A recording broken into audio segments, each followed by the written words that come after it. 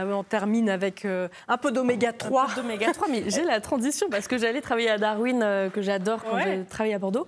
Et quand je travaillais à Lyon, nous avions la conciergerie solidaire d'un grand groupe de l'agroalimentaire chez qui je travaillais aussi. Donc ça m'a fait... Ça m'a fait penser à mon ex-expérience. C'était vous. Présent à oui, je vous dirai où vous étiez. Alors raconte-nous les sardines. Alors, pourquoi tu voulais nous en parler aujourd'hui? Pourquoi? Parce que, bon, moi, de base, j'aime pas trop la sardine parce que je trouve que c'est fort. Mais en fait, on est habitué à ce goût fort parce que souvent, elle est mal éviscérée, elle est mal traitée. Mais par contre, la sardine, c'est très bon pour la santé, riche en oméga 3, tu le disais, en protéines. Là, vous avez 25 grammes de protéines pour 100 grammes, c'est énorme. La viande, généralement, on est vers 16, 17, 18.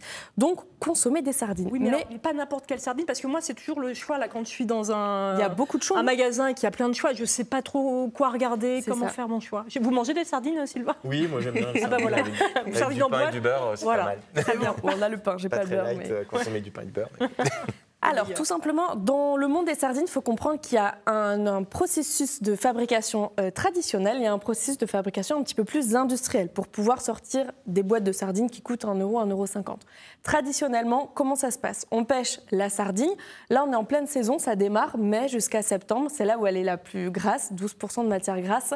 Et donc, on la pêche la nuit. Le lendemain, en usine, on la traite directement, c'est-à-dire qu'on va l'étêter, on va l'éviscérer, on va enlever tous les viscères, tout ce qui n'est pas bon à manger, et les côtés. C'est-à-dire qu'on enlève la queue. Oui. Une fois qu'on a fait ça, on la met dans un bain de saumure, on va l'égoutter et ensuite on va la frire. Ça, on ne le sait pas toujours. Moi, cette chose, c'est que je me suis intéressée à la sardine. Elles sont frites 5 minutes à peu près dans un grand bain d'huile de tournesol. Et c'est ça qui va donner aussi le côté un peu confit qu'on va après avoir encore grâce à l'huile dans la boîte. On égoutte une fois qu'elles sont frites très rapidement, 5 minutes. Et là, on va les mettre en boîte. Alors, il y en a qui les mettent à la main, d'autres pas forcément. On ajoute des aromatiques, citron, tomates, etc. On reste, on reste sur du classique huile d'olive. Et ça, c'est la partie vraiment traditionnelle. D'ailleurs, la sardine en boîte comme ça a été inventé en France. Donc, Cocorico, c'est chez nous. Mais par contre, quand on veut le faire de façon un peu plus industrielle, on part sur des sardines qui ne sont pas forcément de Bretagne, mais qui viennent par exemple du Maroc. Qui dit Maroc dit assez loin de la France, donc on va les congeler, ces sardines, jusqu'à ce qu'elles arrivent chez nous. Donc on va avoir ce côté aqueux qui n'est pas toujours intéressant d'un point de vue goût. Et elles ne sont pas frites parce que l'huile de tournesol, ça coûte quand même cher. Donc il y a quelque chose qui coûte bien moins cher, c'est l'eau. Donc elles vont être cuites à la vapeur. D'accord. Ce qui va donner ce côté un peu flotteux après en boîte.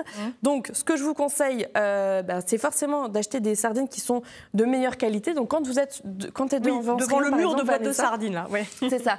Regarde plutôt les labels rouges. Quand on est en grande surface, c'est les labels rouges qui vont vous assurer de la pêche bretonne, des poissons qui ne sont pas congelés, donc frais et bien cuisinés. Ou alors, à Bordeaux, vous avez une super conserverie.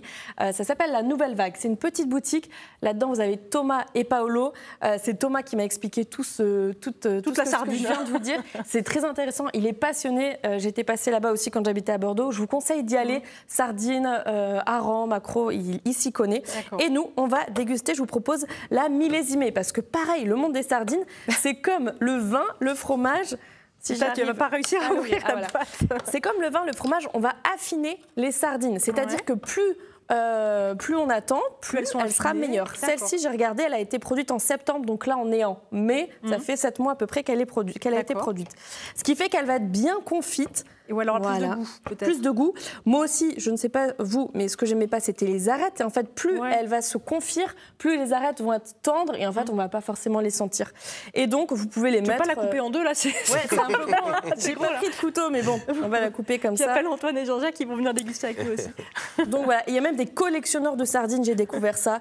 Collectionneurs de sardines, des boîtes qui ont 20, 30 ans. C'est hallucinant. Parce que sur les boîtes de sardines, il y a tout un art aussi autour du packaging avec des illustrations bien spécifiques. Alors, il faut quand même regarder les ingrédients aussi sur les boîtes. Oui, bon, ça, généralement, c'est toujours huile sardine. Mais regardez la fabrication de où elles viennent surtout. Oui, on voit l'origine des sardines, normalement. Pas tout le temps. Pas tout le temps. Donc, label rouge. Ce qu'il faut retenir, c'est label rouge en grande surface ou conserverie artisanale où les gens s'y connaissent. Oui, et donc on peut demander l'avis, évidemment. Donc, c'est la belle... Comment tu l'appelles ? La Nouvelle Vague. La Nouvelle Vague. J'irai voir. Allez, hop, tenez. Eh ben, allez, un petit petit peu de sardines pour terminer. Allez-y, faites-vous plaisir. Un petit peu d'oméga 3. Tiens, Antoine. Merci beaucoup. Qu'est-ce qu'on peut vous souhaiter, Sylvain? Eh bien, à part de manger des bonnes sardines. Pour la conciergerie solidaire. Et d'arriver à atteindre nos ambitions et d'arriver à poursuivre notre développement de la manière la plus sereine possible. Eh ben, on vous souhaite beaucoup de sérénité. Merci beaucoup d'être venu. Et moi, j'ai pas de sardines, je veux de la sardine. Allez, salut.